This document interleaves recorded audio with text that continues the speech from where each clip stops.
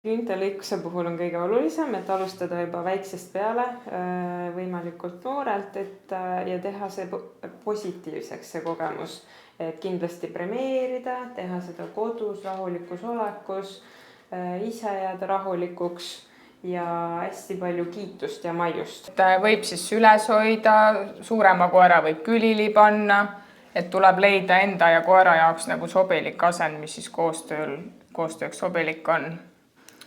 Miks üldse tuleks lõigata, on see, et pikad küüned hakkavad koeri häirima, need võivad kinni jääda, need võib ära murduda, et siis need küünetraumad on kerged juhtuma. Tangide suurusi on siis erinevaid, sõltuvalt siis koera suurusest, et antud koera puhul siis kasutame kõige väiksemaid tange. Nii, siin on mustad küüned, et ma hakkan vähehaaval siit võtma, kuniks ma hakkan nägema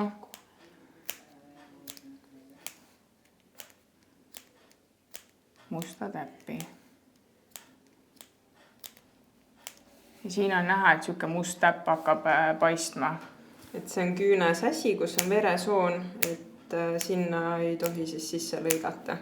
Siis kodus võiks olla valmis kaaliumpermanganaadi pulber, et kui juhtub isegi, et lõikate liiga kaugele, ei ole hullu midagi. Küünest tuleb hästi palju verd ja võib ära ehmatada, aga siis kastategi märja vatitiku kaaliumpermanganaadi pulbri sisse ja tupsutate siia küüne peale, kust see veri tuleb ja võtab üsna hästi kinni. Ja tuleb jälgida siis, et loom ei lakuks endale seda sisse pärast. Pigem võib alati vähem lõigata ja tihedamini lihtsalt neid küüsi lõigata ja võttagi lihtsalt vähem, et kui endal ei ole julgust. Ja kui tihti peaks seda tegema, see on täiesti individuaalne. Mõnel lõigatakse kord nädalas, mõni kord 2 nädala jooksul, mõni kord kuus, et see sõltub siis sellest koera aktiivsusest ja kuidas ta ise neid kulutab. Ja lõpetuseks pakkuda kindlasti maiust ja palju kiitust. Hästi.